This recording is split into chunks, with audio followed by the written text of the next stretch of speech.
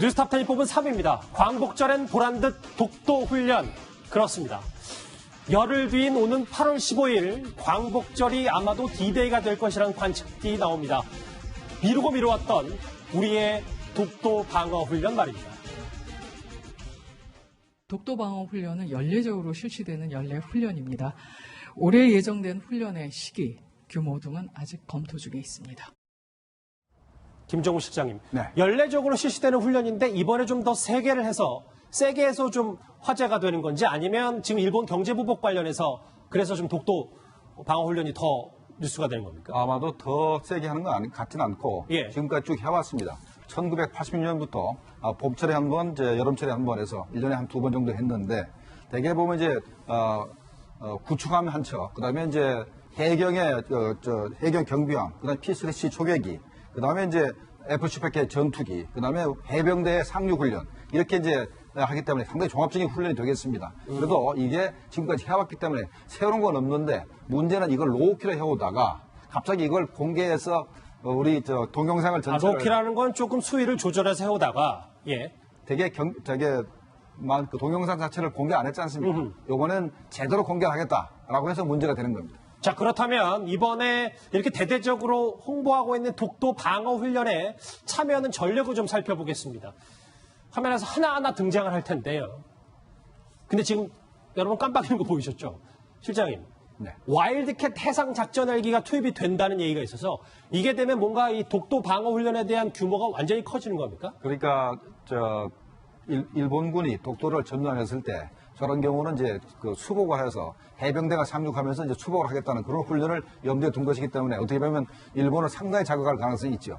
일본을 자극한다는 건 그만큼 이게 이 와일드캣 해상 작전 헬기가 우리로서는 좀 대표적인 전략 자산이기 때문입니까? 뭐 그것뿐만 아니라 예. 해병대도 참여하지 않습니까? 해병대가 참여하면은 아무래도 공중 지원도 받고 해야 되기 때문에 해병대를 이제 와일드캣 해상 작전 헬기로 이제 투입하기도 하고 하기 때문에 문제가 될 수 있습니다. 해병대도 투입하고 이렇게 와일드캣 해상 작전 헬기도 이 훈련에 합류한다. 자, 그런데 일본은 그동안 매년 진행됐던 우리의 이 독도 방어 훈련에 대해서 사실 굉장히 예민하게 반응했었습니다. 같이 한번 들어보시죠. 訓練の実施はですね、竹島の領有権に関する我が国の立場に照らし合わせた場合ですね、それは受け入れられることはできません。極めて遺憾であるというふうに思います。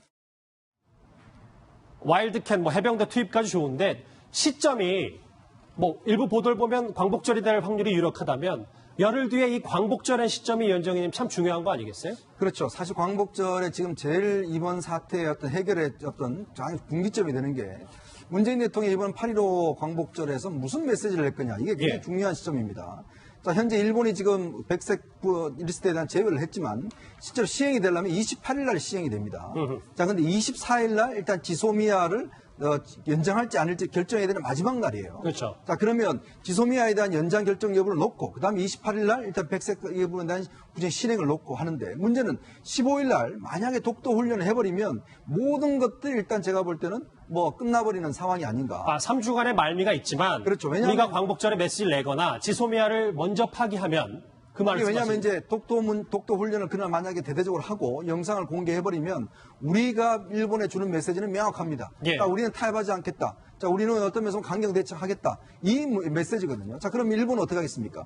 당장 이 지역에 대한 측량선을 보낼 겁니다. 이 독도 지역을 분쟁 지역 하면서 어떤 면에서 일본 측으로 봐서는 이 시점에 이 문제를 사실 어떤 국제적 쟁점으로 할 수 있는 아주 절호의 기회로 삼을 수가 있거든요. 자, 그러면 이제는 모든 어떤 경쟁 문제를 시작된 이 분쟁이 이제는 독도 문제까지, 즉 이 영토 문제까지로 확대되는 양상으로 진행이 된다라면 이건 어떤 면에서 보면 정말 걷잡을 수 없는 상황으로 가는 게 아닌가라는 생각이 들고, 그렇다면 이제 우리가 예상했던 8월 15일 날을 기점으로 해서 어떤 이 한일 관계가 좀 해결의 국면에 가는 거 아닌가라는 그런 기대가 사실상 없어지는 그런 상황이 아닌가라는 저는 우리로서는 좀 신중할 필요가 있다라는 말씀이신데요. 네.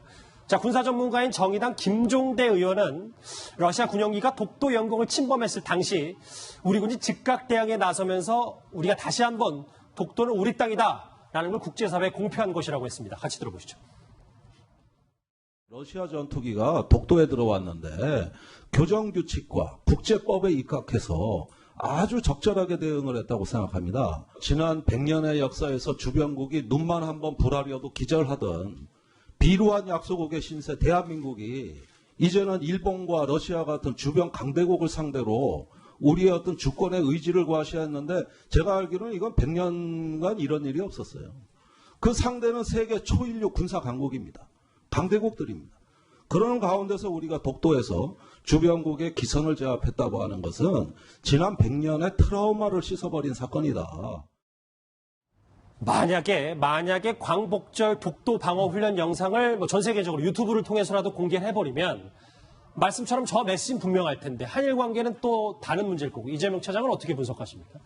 뭐 김종대 의원 말한 것처럼 어떻게 보면 우리나라 독도가 우리 영토라는 걸 뭐 명백하게 전 세계에 알리는 굉장히 어떻게 보면 뭐 백년의 트라우마라는 얘기를 했지만 뭐 주권적 뭐 행위다 이렇게 볼 수 있죠. 근데 다 아시다시피 독도는 굉장히 일본이 민감하게 반응하는 거고 지금 아까 이현정 의원 얘기했지만 물론 지금 일본과 무역 전쟁에서 어떻게든 이기기 위해서 뭐 다시 지지 않겠다 이런 이제 뭐 여건이 여러 차례 신념을 밝히면서 뭐 여러 가지 일들을 해야 되죠. 하지만 분명한 거는 그러면서도 외교적 협상의 창구를 닫아서는 안 되는 것도 또한 분명한 것 같습니다. 근데 우리 떠올려 보이지만 2012년도 이명박 대통령이 독도를 방문했었죠. 지금 마지막에 방문했었는데 어떻게 보면 한일 관계가 악화되기 시작한 게 그때부터다. 많은 전문가들 얘기합니다. 그래서 이 독도 카드를 어떻게 보면 마지막까지 좀 협상 카드 남겨놓는 지소미아도 마찬가지로 협상 카드를 남겨놓으면서 계속 좀 외교 접촉을 좀 더 해봐야 되는 거 아닌가 뭐 이런 생각도 한편으로 들긴 합니다. 자, 일본은 러시아 군용기가 독도 영공을 침범했을 당시에도 독도가 자기네 땅인 양 전투기를 발진시켰었습니다. 하지만 뭐 그저 바라볼 수밖에 없었습니다. 같이 화면 보시죠. ロシア軍用機が2度にわたり、島根県竹島周辺領空侵犯したイさんを直ちにロシア、韓国、ソルトに対し外交ルートで厳重な抗議をし、再発防止を強く求めたところであります。 김정은 시장이 안보 전문가시니까 정리를 해볼게요. 광복절에 독도 방어 훈련을 해서 외부의 영상을 공개하는 게 맞는 건지 아닌지 간단하게 의견만 좀 부탁드릴게요. 공개해서 덕볼 거 하나도 없습니다. 예년에 하듯이 조용하게 해서 한 다음에 공개 안 하는 게 맞다고 보고 독도 문제는 우리가 실효적 지배를 하고 있기 때문에 일본이 강제로 점령할 일은 거의 없습니다. 그렇다면 조용히 우리가 실효적 지배를 하는 것이 우리 국가에게 맞고 거기에 이제 관광 호텔이나 이런 걸 만들어 가지고 우리 국민들이 많이 방문하고 해서 실제로 우리가 그걸 활용하고 있다는 것을 보여주면은 그게 독도가 우리 땅이라는 것이 기정사실화 되는 겁니다.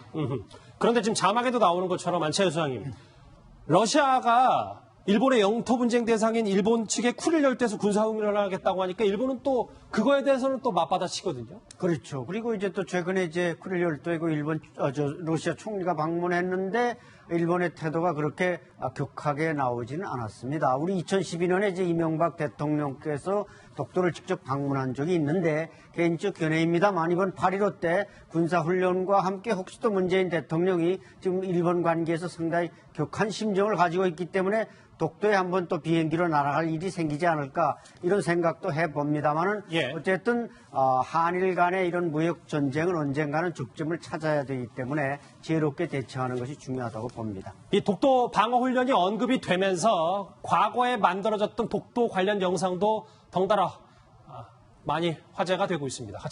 같이 영상으로 만나보실까요? جزيرة دوكدو جزيرة كورية مسالمة في بحر الشرق. عانت الجزيرة من تاريخ مؤلم. En 1904, motivado por ambiciones imperialistas, Japón inició una guerra contra Rusia. В 1905 году Япония объявляет остров Токто ничейной землей и незаконно включает его в состав своей территории как форпост для наблюдения за российским флотом. 독도 훈련 관련해서 댓글이 들어왔습니다. 같이 한번 보실까요? 첫 번째 주제 홍길동 훈련이네라고 지적하신 분 제목 그대로입니다. 자, 이렇게 경제 전쟁 중에 이런 독도 안보 정쟁까지 자극할 필요가 있는가? 여기 계신 분들의 의견과 좀 같은 의견도 있고요. 일본한테 하는 거 반만 북한에 단호해봐라. 그래요. 우리라도 뭉치십시다. 속 터져 미치겠습니다. 저희가 여러 해법을 하기 위해서 또 뉴스탑10에서도 많이 토론도 하고 의견도 표출하는 거겠죠. 북한 견제는 제대로 없고 일본 견제 훈련은 제대로 한다는 의견까지 있었습니다. 댓글은 다인가요? 질문 관련 없기 때문에 의견만 저희가 쭉 한번 언급을 해봤습니다.